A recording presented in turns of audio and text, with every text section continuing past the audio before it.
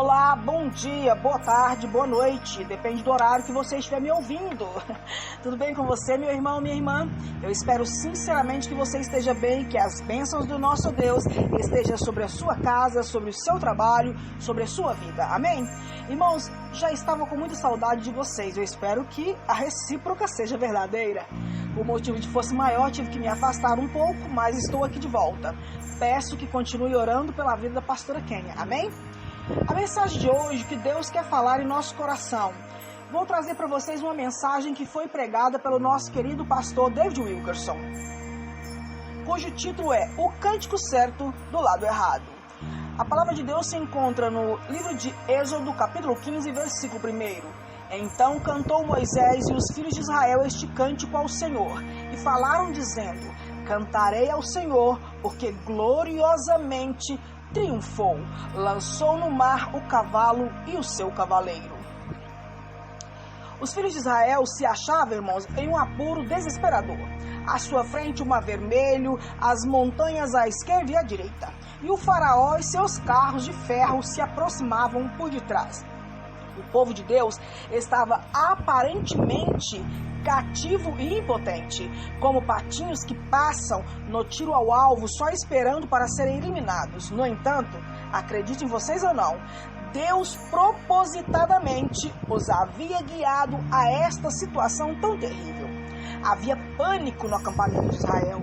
Os homens abanavam a cabeça com medo e as mulheres e as crianças choravam ao se acotovelarem aos avós e parentes. De repente, Moisés foi cercado pelos irados pais de famílias que gritavam: É claro que tudo acabou para nós. Não havia, Moisés, sepultura suficiente no Egito para nos enterrar? Você tinha que nos arrastar até aqui para que nós morrêssemos? Lá no Egito, lhes falamos: deixe-nos em paz. Era melhor que nós fôssemos escravos lá do que nós morrêssemos nesse deserto miserável. Irmãos, eu não sei se Moisés teve um momento de abalo diante dessa circunstância. Contudo, quando Deus falou com Moisés, parecia que Deus o estava repreendendo. Em Êxodo, no capítulo 14 e 15, ele diz o seguinte: Por que clamas a mim, Moisés? Ninguém em Israel imaginava que grande livramento Deus estava prestes a realizar para eles. De repente, os ventos se separaram o mar em dois, e o povo caminhou através das ondas que estavam ali abertas de um lado para o outro e o chão totalmente seco. Quando Faraó e o seu poderoso exército tentaram segui-los, as águas voltaram e se enfureceram e encobriram Faraó e os seus cavaleiros e os seus carros de ferro. E todos morreram afogados. Que visão terrível deveria ter sido! O povo de Deus olhava de um lado para o outro e via o seu poderoso inimigo sendo destruído como se fossem soldadinhos de lata. E então um cântico se elevou do acampamento ao compreenderem mais uma vez que Deus os havia livrado de circunstâncias impossíveis. As Escrituras registram a sua reação e o cântico que entoaram: Eu vi, Israel, o grande poder que o Senhor exercitara contra os egípcios. E o povo temeu o Senhor e confiou no Senhor e em Moisés seu servo. Então entoou Moisés e os filhos de Israel esse cântico ao Senhor e disseram: Cantarei ao Senhor, porque Ele triunfou gloriosamente, lançou no mar o cavalo e os seus cavaleiros. O Senhor é a minha força e o meu cântico, Ele me foi por salvação. Este é o meu Deus, portanto eu o louvarei. Ele é o meu Deus, o meu Pai, por isso eu o exaltarei. Êxodo capítulo 14, do versículo 31 e 15, versículo 1 e 2. Irmãos, talvez você conheça este glorioso cântico de vitória tirado diretamente das Escrituras. Os cristãos elevam suas vozes para cantá-lo em muitas igrejas até o dia de hoje. Mas, amados, prestem bem atenção nas palavras e na ênfase dessa passagem, pois elas constituem o coração dessa mensagem. Eu vi, Israel, o grande poder que o Senhor exercitara contra os egípcios. Então entoou Moisés e os filhos de Israel este cântico. Irmãos, eles entoaram o cântico certo, mas o entoaram do lado errado. O cântico de Israel não foi cantado em fé genuína, porque o cantaram somente do lado do Mar Vermelho, do outro lado, do lado da vitória e não do lado da provação. Entenda, há dois lados em nosso sofrimento e em nossas tentações. O lado da provação e o lado da brecha que surge. O lado oriental das trevas e do desespero e o lado ocidental da vitória e do livramento. Todos os que duvidam podem cantar depois que a provação passou e a vitória chegou. Em vez disso, é no lado da provação que o Senhor deseja que nós aprendamos a cantar louvores a Ele. Ele merece a nossa adoração no momento mais negro, quando parece não haver mais saída, quando não existe qualquer esperança e somente Ele pode trazer a solução. A gente pode imaginar a cena em Israel após a sua vitória. Miriam dançando com suas jovens, os tamborins se agitando, todo mundo cantando e dedicando louvores a Deus. As escrituras dizem que eles bradavam com ousadia, os povos o ouviram e eles estremeceram. Os príncipes de Edom se perturbaram, dos poderosos de Moabe se apoderaram temor e esmoreceram todos os habitantes de Canaã. Como devem ter sentido-se seguros e poderosos a nação de Israel. Porém a vitória foi oca, pois Israel já havia sido reprovado no teste daquele dia. Só Moisés tinha o direito de cantar do lado ocidental. Antes da separação das águas, o povo havia gemido, murmurado, reclamado e chorado. E o que devemos aprender com isso? A grande necessidade deste momento é que os cristãos aprenderam a entoar o cântico do livramento, estando ainda do lado da provação. É isso que nós devemos aprender. O propósito de Deus ao permitir que nós soframos crises desesperada é nos testar, edificar em nós um alicerce de confiança nele. De que outra maneira o seu povo se capacitará a confiar nele em todas as batalhas que estão adiante? Todos nós ouvimos muito a respeito de ministros que caíram em pecado devido ao adultério ou escândalos financeiros, mas muito pior aos olhos de Deus é o número crescente de ministros que abandonam o ministério por terem permitido que a dúvida e o medo os derrubem. Recebemos cartas do país inteiro informando que congregações inteiras estão caindo em tentação, em ruínas, porque o pastor que pregava a fé desistiu e abandonou. Ele não conseguiu cantar o cântico certo do lado certo. Amados, cada crise que nós estamos enfrentando neste momento é uma oportunidade para aprendermos a confiar em Deus, para edificar-nos e nos alicerçarmos para tudo que nos atingir para o resto das nossas vidas. Este teste constitui uma oportunidade, assim como foi para Israel, para nós, para que nós coloquemos um espelho que reflita o nosso coração, mostrando a dúvida que existe em nosso interior, de modo que nós possamos dirigir a Deus em fé. Se eles se lembrassem, se a nação de Israel se lembrassem, pelo menos os milagres testemunhados no Egito, poderiam dizer: vivos ou mortos, pertencemos ao Senhor. Poderiam ter se encorajado reciprocamente, fazendo subir a Deus um cântico de louvor antes do Mar Vermelho abrir.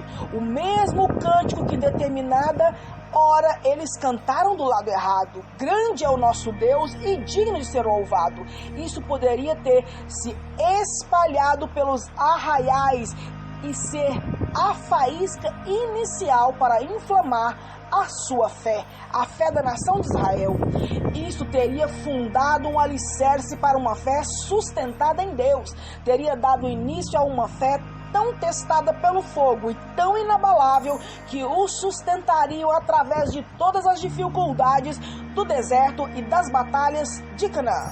Teria os estabelecido como povo de Deus na terra, como uma luz para as outras nações. Mas Israel não cantou. Perderam toda a confiança no amor do seu Pai Celestial e acusaram Deus de os haver abandonado. Amado irmão do Senhor, há pouco, irmãos, um amado irmão abriu seu coração para comigo a respeito de uma provação profunda e negra que ele estava passando e que ele tem suportado há muito tempo. Há cerca de 1 ano atrás, ele abriu mão de um emprego bem remunerado, por haver discernido que em breve teria de fazer concessões para continuar lá. Há meses que ele tem enviado numerosos currículos, mas nenhuma porta se abriu. Tem sido um período de dura provação para ele, e ele tem recebido todos os tipos de conselho da parte de cristãos bem intencionados. Alguns dizem que deve haver pecado em sua vida, e por isso Deus não abriu a porta. Outros dizem, se você tiver fé o suficiente, então... Mas, irmãos, este irmão me disse, se Deus está tentando me dizer algo em tudo isso, então eu não entendi a mensagem. Até agora, não consegui ver o propósito disso. Tudo bem que os outros estejam tentando me encorajar ou que alguém está me machucando com isso, mas você não sabe como dói, a menos que passe por isso também. Amo o Senhor, mas parece não haver esperança para mim. A aprovação continua me arrastando e para todo lado que eu vou não dá em nada, disse-me esse irmão aflito. E aí ele disse algo que me atingiu lá no fundo e se tornou a centelha inicial para esta mensagem. Quero sair desta provação trazendo um testemunho. Não quero que Deus simplesmente me arranje um outro emprego, me tire das dificuldades e me permita que eu continue sem haver aprendido nada dele. Por todo lado as pessoas estão me observando e desejo que elas vejam um testemunho para Deus. Quero sair dessa situação testada e aprovada. De outra maneira, tudo o que aprendi a respeito de se crer no Senhor não é nada senão teoria vazia. A menos que funcione durante a dificuldade, isso não terá valor. A carne argumenta, e quem pode cantar quando tudo é tão grave? Alguns diriam, mas não é natural que se cantem hinos de libertação com uma dor tão grande como esta. Se estivéssemos no lugar de Israel, iríamos chorar de medo também. Preocupar-se pelo cônjuge e pela família é uma coisa humana. Se você está desempregado, seus filhos têm dificuldades e todos os tipos de problemas aparecem. Isso é normal para todo ser humano. Irmãos e irmãs, Deus não vê as coisas desse jeito. Na sua perspectiva é inteiramente diferente da nossa. Estaria ele sendo cruel quando disse a Moisés, porque clamas a mim? Diga ao povo que marche. Será que isso significa que ele não se interessava pelas nossas paixões e as nossas dores humanas? Não, é claro que não. As Escrituras dizem, vistes que o Senhor vosso Deus vos levou, como um homem leva a seu filho por todo o caminho pelo qual andastes. Deuteronômio capítulo 1, versículo 31. Ele foi um pai amoroso, cuidadoso, e ele não aceitou com suavidade os insultos e as infinitas insinuações de que ele, Deus Todo-Poderoso, havia abandonado o seu povo. Você pode ter adolescentes em sua família. Ao ver o que está acontecendo em nosso país, em nossas cidades, nossas escolas, você pode ficar imaginando se Deus é capaz de controlar tudo isso. Porém, nem cogite em pensar que o nosso amorável Pai Celestial não ouve as nossas orações e que Ele não vai manter uma muralha de fogo em torno de nós, o seu filho e do inimigo. O Senhor disse para Israel, e vossos meninos, de quem disseste, por presa serão, e vossos filhos, que hoje nem sabem distinguir entre o bem e o mal, esses ali entrarão, e a eles darei a terra, e eles a possuirão. Deuteronômio capítulo 1, versículo 39. Deus, irmãos, livrou os filhos destes homens que murmuraram contra o Senhor, mas os adultos que se recusaram a confiar nele morreram todos no deserto. Não há nada de errado em se dirigir ao Senhor no sofrimento e gritar socorro, irmãos. Deus compreende quando o nosso coração está partido e as coisas estão negras. Davi disse, na minha angústia invoquei o Senhor. Salmo 18, versículo 6. Mas chega a hora em que o Espírito Santo lhe encontra no quarto da oração e diz como fez com Moisés. Ele vai encontrar você e eu e vai nos dizer, por que você ainda está chorando? Quando a fé vai crescer em seu coração? E o que nós diremos?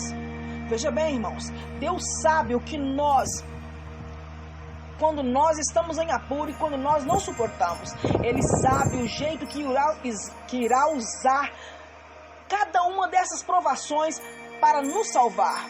Em verdade, Deus possui milhões de jeitos. Eles não são visíveis a nós quando nós nos colocamos no lugar de vítimas e encostamos Deus na parede.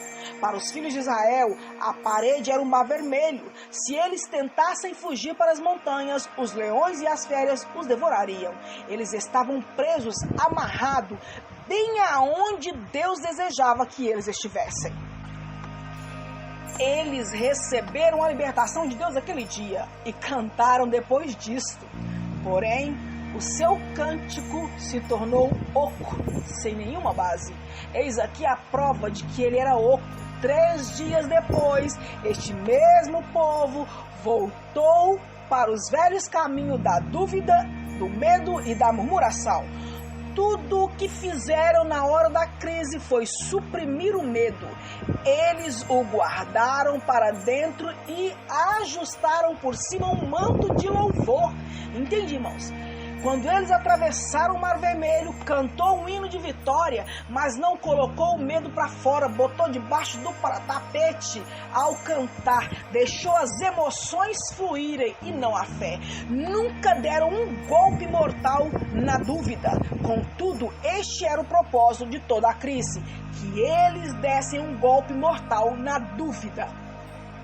O mundo exige de nós um cântico no meio das dificuldades. Amado, há um cântico que pode ser cantado e ele deve ser cantado do lado certo. E você pode ter certeza de que se o mundo sabe que você é cristão, ele cobrará isso de você. O salmista diz: pois aqueles que nos levaram cativo nos pediram canções, e os nossos opressores que fôssemos alegres, dizendo: entoai-nos algum dos cânticos de Sião. Como, porém, nós haveríamos de entoar um canto ao Senhor em terra estranha? Salmo 137, versículo 3 ao 4. O povo de Deus encontrava-se na fase mais terrível da sua vida, e ao serem levados, os seus captores exigiram deles um cântico, porém não havia mais vida neles, nada senão depressão, desespero, desesperança. Multidões de cristãos se encontram hoje da mesma maneira, na mesma posição. Você pode estar amarrado a alguma circunstância. O diabo está no seu alcance e vem a 1000%, a 100% e a 1000 por hora com uma das velhas tentações. Você está a ponto de ceder e pensa: não consigo.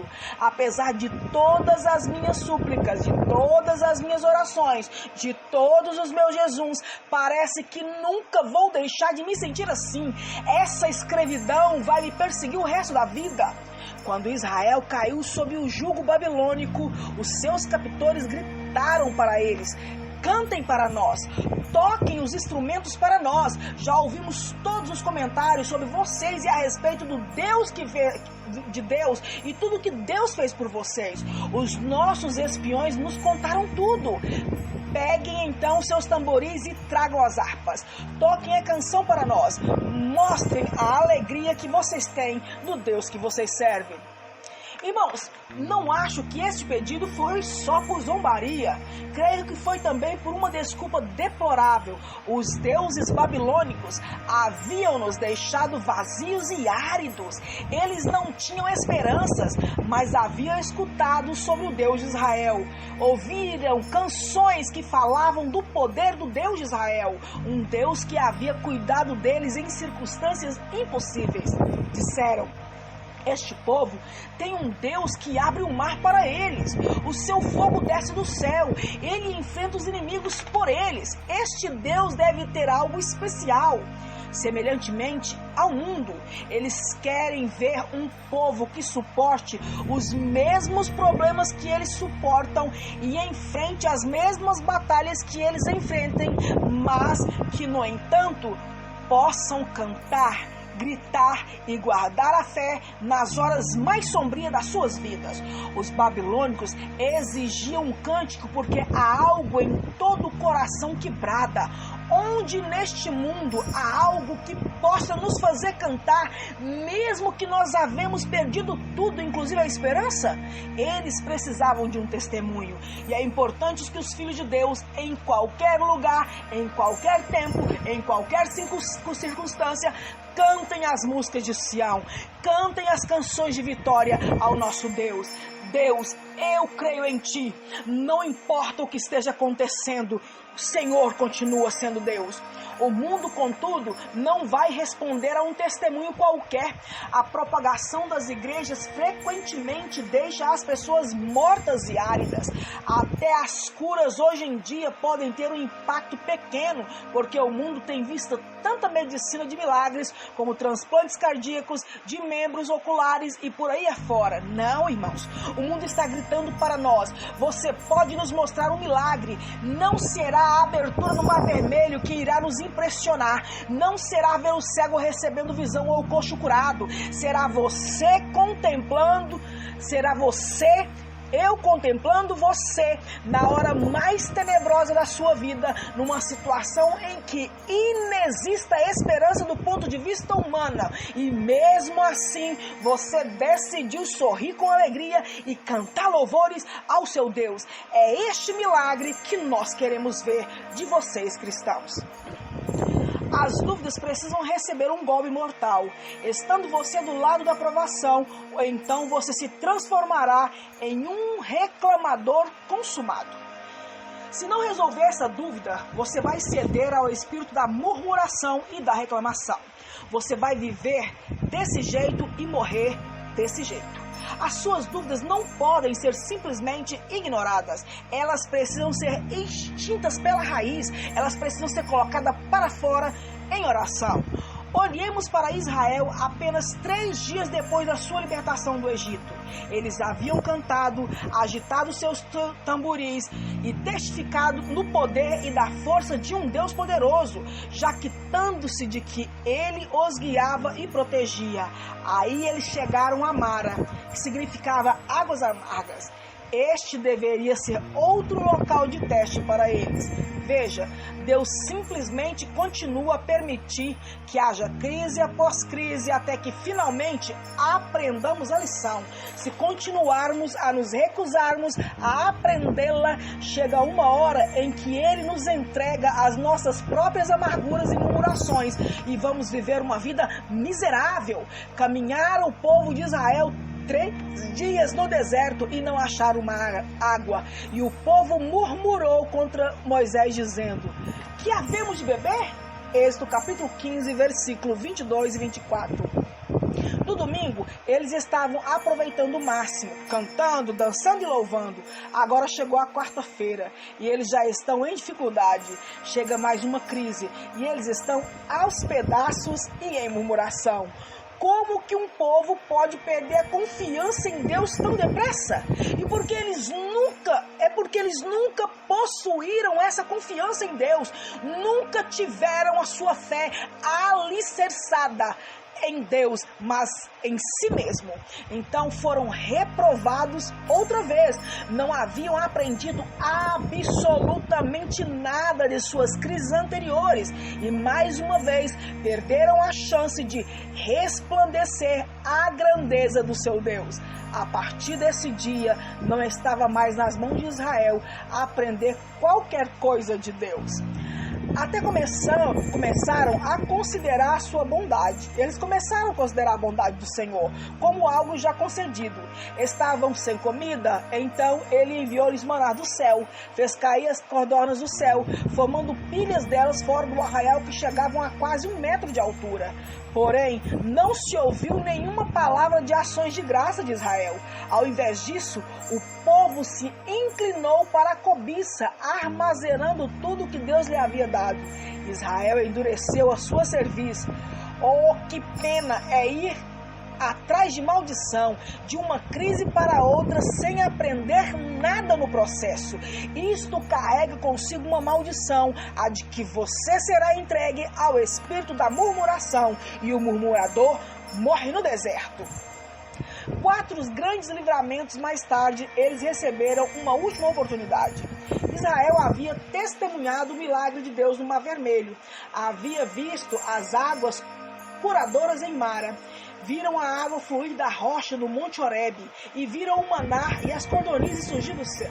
Agora haviam adquirido aprumo e estavam prontos para entrar na terra prometida. Deus os concedia uma última oportunidade para chegar ao fundamento da confiança e da fé nele. Eles haviam enviado 12 espiões para Canaã, e 10 voltaram com um relatório de velório. Verdadeiramente mana leite e mel, e a cidade muito grande é e fortificada. Não podemos nós subir contra aquele povo, Moisés, Josué, porque é mais forte do que nós.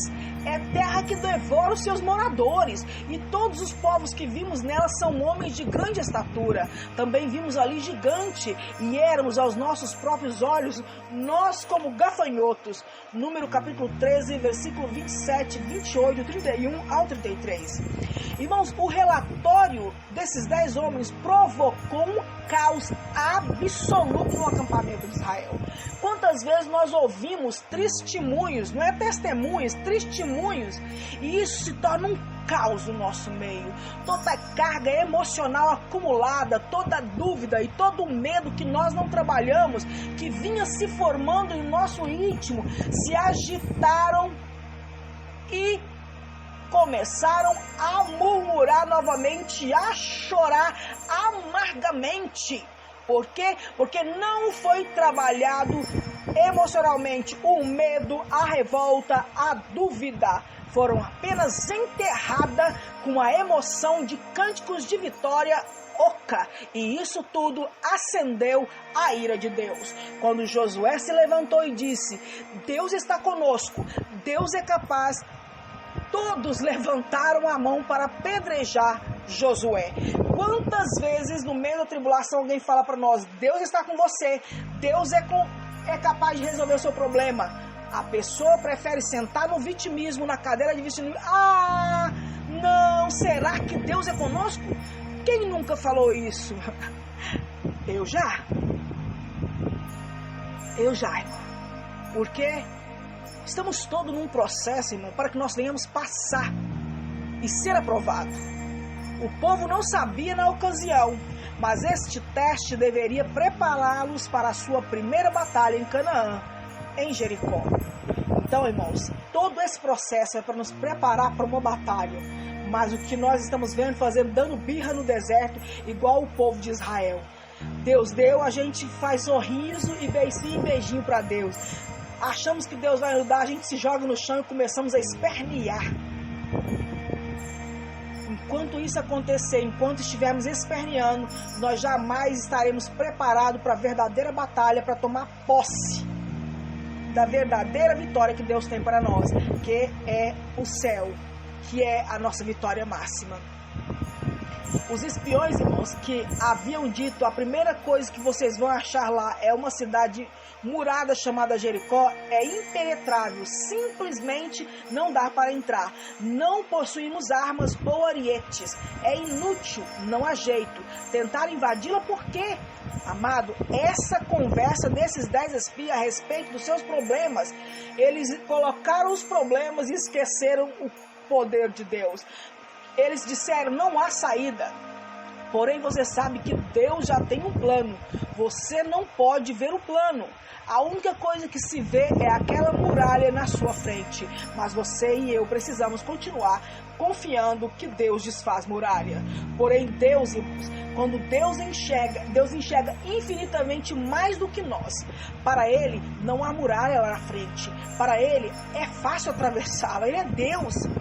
E Ele vai nos fazer atravessar. E não existe para Deus complicações envolvidas, porque Ele não reconhece o poder de Satanás. Ele não reconhece o poder do inimigo, porque Ele é o Todo-Poderoso. Está na hora de nós começarmos a confiar nele desta maneira. Para Israel, essa era a oportunidade final. Era a hora de se levantar e cantar para mostrar a Deus a sua confiança. Estava na hora de alguém se levantar e dizer: pensávamos que estávamos mortos no Mar Vermelho e Deus nos livrou. Achávamos que no fim havíamos chegado junto às águas amargas de Mara e Deus a adoçou. Achávamos que morreríamos de fome no deserto e Deus nos salvou enviando comida. Muitas vezes pensamos que tudo havia acabado, mas em todas as vezes Deus nos tirou do perigo. Até aqui Ele nos trouxe em segurança. Testifiquemos para o mundo que o nosso Deus é capaz.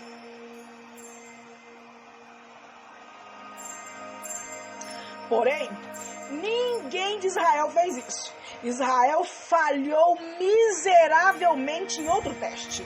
Quantas vezes isso acontece conosco? Onde estava a vitória e o cântico de Israel? Onde está a sua vitória e o seu cântico, meu irmão? O meu cântico? Não havia nada em Israel. Israel somente chorava. E chorava tanto que quase desmaiaram de tanto chorar. Levantou-se, pois, toda a congregação. É o que a palavra de Deus nos fala. E gritou em alta voz. E o povo chorou aquela noite. Todos os filhos de Israel murmuravam contra Moisés e contra Arão. E toda a congregação lhes disse: tomara que tivéssemos morrido lá no Egito ou mesmo neste deserto, para não termos que enfrentar a batalha. Como se fosse eles que enfrentassem a batalha. Como se não fosse Deus que estivesse à frente lutando por cada um deles. E por que eles continuaram? Por que nos trouxe o Senhor nessa terra? Para cairmos à espada e para que nossas mulheres e nossas crianças sejam presas? Não nos seria melhor voltarmos agora mesmo para o Egito? E diziam uns aos outros: levantemos um capitão e voltemos para o Egito. Quantas vezes estamos no meio da desgraça, da prova, do choro, da lágrima, olhamos para um lado só montanha, só vemos o Mar Vermelho e atrás o inimigo nos alcançando. Nós preferimos parar, estender bandeira branca e colocarmos à disposição do nosso inimigo e voltar para o cativeiro, ao invés de depender do Senhor e confiar no Senhor. Um Deus que mandou as 10 pragas, um Deus que abriu o Mar Vermelho, um Deus que transformou a água amarga em água doce, um Deus que enviou comida do céu. Mesmo assim, não foi digno de confiança do seu povo. Quanto isso deve ferir o coração do nosso Deus quando nós agimos assim? Então, a palavra de Deus continua em Números 14, versículo 1 ao 5 e 11. Então Moisés e Arão caíram sobre o seu rosto perante a congregação dos filhos de Israel. Disse o Senhor a Moisés: até quando este povo vai me provocar? Até quando este povo vai continuar não acreditando em mim? A despeito de todos os sinais que eu já fiz, eles ainda continuam desta maneira? Quantas vezes o Senhor nos dá a vida todos os dias, o alimento todos os dias, mas porque não deu o carro, a gente murmura. Porque não deu a casa, a gente murmura. Porque não deu o casamento, a gente murmura. Porque não deu a cura necessária, a gente murmura. Mas espera aí, o que nós estamos fazendo para Deus? Estamos minimamente reconhecendo o poder de Deus e cantando o cântico certo do lado certo? Desse lado, ao invés de murmurarmos, olharmos para o Senhor, autor e consumador da nossa fé, aquele que nos sustenta, aquele que nos dá força, aquele que nos levanta e nos manda seguir em frente, porque é Ele que guerreia por nós e não somos nós? Deus tem toda a razão de estar bravo conosco. Finalmente a paciência de Deus se acabou com a nação de Israel. Ouça o que Deus diz para esse povo que murmurava: mudai amanhã de rumo e caminhai para o deserto, pelo caminho do Mar Vermelho. Vossos filhos serão pastores neste deserto 40 anos, até que os vossos cadáveres se consumam do deserto. Tem gente que fala que deserto é escola de profeta. Não, deserto é lugar de murmurador. Deserto é lugar de gente que não confia em Deus. Deserto não é escola, não. Deserto é lugar de gente que não tem confiança em Deus. Quando o povo murmurou, chorou e quase desmaiou porque acreditavam que não ia entrar em Canaã. Deus fez eles voltar para o deserto, porque não passaram lá no deserto. Eu achei que vocês passariam aqui. Volta para a prova, volta para a escola, porque você precisa aprender algo novo. Vocês até hoje não aprenderam. Entende isso, meus irmãos? Jesus, cure a nossa dúvida, o nosso medo e a nossa incredulidade, eu te peço. Irmãos, Tiago, a Epístola de Tiago, capítulo 1, do versículo 6 e 7, nos diz o seguinte: peça a Deus, mas peça, porém, com fé, em nada duvidando, pois o que duvida é semelhante à onda do mar, que o vento leva para onde ele quiser. Quando nós não acreditamos em Deus, irmão, tanto faz a gente subir ou descer, ir para a direita ou para a esquerda, tanto faz. E Tiago continua, que este homem não vem acreditar que ele vai alcançar o favor do Senhor em alguma coisa se ele duvidar, porque ele não alcançará. O mundo hoje, mas está cheio de cristãos que não se agarram à palavra santa de Deus. A palavra de Deus é a única coisa que nos traz fé, porque quem falou não foi a pastora Kênia, quem falou não foi o mundo, foi Deus que falou, e a palavra de Deus fala que ele zela pela palavra dele para cumprir. Acha que é inocente sentar-se à mesa na casa de Deus e ficar murmurando e reclamando, irmãos? Como se Deus não estivesse ouvindo? Ah, mas a minha oração não passa do teto. Mentira, irmão! Nosso Deus é onisciente, onipresente, onipotente. Ele escuta tudo que você fala, inclusive os seus murmúrios, os nossos murmúrios. Deus ouve as nossas murmurações. Deus ouve a nossa falta de fé, a nossa dúvida. E Deus se entristece quando nós fazemos isso, porque isso demonstra a nossa confiança nele, a nossa falta de confiança nele. Elas constituem, irmãos, as nossas murmurações e nossas dúvidas constituem numa acusação de que Deus não se importa conosco, insinuações de que Deus nos decepciona. Deus me alertou para eu não dar vazão às minhas dúvidas. Deus te alertou para que nós não dessemos vazão às nossas dúvidas, porque Deus não trabalha na dúvida. Tanto é que ele fala, aquele que não tem fé, peça a Deus fé que ele dá. E a fé vem pelo ouvir e ouvir palavra de Deus. Se você acha que você não tem fé, não pediu para Deus, não foi nas escrituras, como vamos confiar em Deus sem essa bagagem, meus queridos? Não há possibilidade. Deus nos orienta a levar as dúvidas para a cruz e dizer: Jesus, me cure da minha incredulidade. Tire-a de mim, afaste esse espírito de incredulidade de mim, tire toda essa impotência, essa dúvida, porque se nós não colocarmos isso ao pé da cruz e cantarmos o hino da vitória sem colocar a murmuração, a incredulidade, a dúvida, o medo, o receio de falhar diante da cruz, diante dos pés do Senhor, o nosso cântico de vitória será somente trabalhado nas nossas emoções, porque não vai nos dar crescimento espiritual, será um cântico oco. Israel passou 40 anos futuros em efervescência, falando mal pelas costas, se queixando, enciumando, cheio de amargura. Que existência infeliz, irmãos, eles tiveram, ainda reivindicando serem filhos de Deus, murmurando no deserto e ainda falando: eu sou filho. Você é filho e está duvidando do pai que você tem? Que pai é esse que você não duvida dele? Ainda sustentando que você é santo. Como assim? Se você não acredita em Deus, como você pode acreditar que um Deus que você não acredita nele, que não existe, faz santo? Isso é incoerente, mas esse era o testemunho deles. E muitas vezes o meu e o seu testemunho, mas nunca foi e jamais será o testemunho de Deus. Não vai haver emprego e nem livramento para o homem ou para a mulher que se queixa continuamente diante de Deus, que se faz de vítima continuamente diante de Deus. Você vai permanecer sem emprego para o resto da vida se continuar assim. Ou então, caso você arranje um emprego, ele será um jugo agarrado ao seu pescoço, porque tudo nesse emprego não vai prestar. Este é o caso de vida ou morte. É necessário que você chegue ao ponto em que aprenda a confiar em Deus. Se você aprender isto agora, na próxima crise, porque ela chegará. Enquanto nós estivermos no mundo, vamos estar sujeitos a provações até Jesus nos levar para o céu. Se você passar, se você aprender, na próxima crise, quando ela chegar, você vai cantar e gritar louvores ao seu libertador do lado certo. A vitória está presente, porém o mais importante, você terá desferido um golpe mortal em todas as dúvidas, em todo medo, em toda a incredulidade, e colocado o inimigo da sua alma no devido lugar dele, na prisão que foi feito para ele e no lago de fogo que é o destino dele. Amém, irmãos? Por onde começar?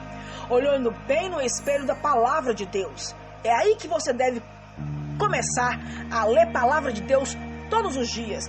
Como assim? Você almoça todos os dias, você janta todos os dias, você bebe água todos os dias. A palavra de Deus não é simbolizada, não é metaforicamente falando, analogicamente falando, do pão e água. Então como é que você come pão? Esse pão precioso que vai te levar para o céu uma vez por semana, quiçá uma vez por mês, e acredita que só uma vez por mês vai te dar sustento para você viver 30 dias, 29 dias do mês, sem passar necessidade, sem entrar em doença, sem entrar em raquitismo. Isso é mentira, irmãos. Nós precisamos nos alimentar da palavra de Deus todos os dias. Todos os dias. Se nós não nos alimentarmos da palavra de Deus, o inimigo vai devorar tanto eu quanto você. Irmãos, que nós venhamos avaliar as nossas palavras e as nossas atitudes nos últimos 30 dias. Nós murmuramos? Nós reclamamos? Você pode responder, sim, mas eu não fiquei murmurando para Deus. Irmão, para murmurar contra Deus, eu não preciso falar assim, ó Senhor, vem aqui que eu quero contar umas coisas para o Senhor. Não, isso é oração. Deus aceita isso. Para murmurar é ignorar a oração e começar a falar aquilo que não deve. Mas sim, você ficou dessa maneira, não importa aonde ou para quem você se queixou, tudo foi dirigido contra Deus.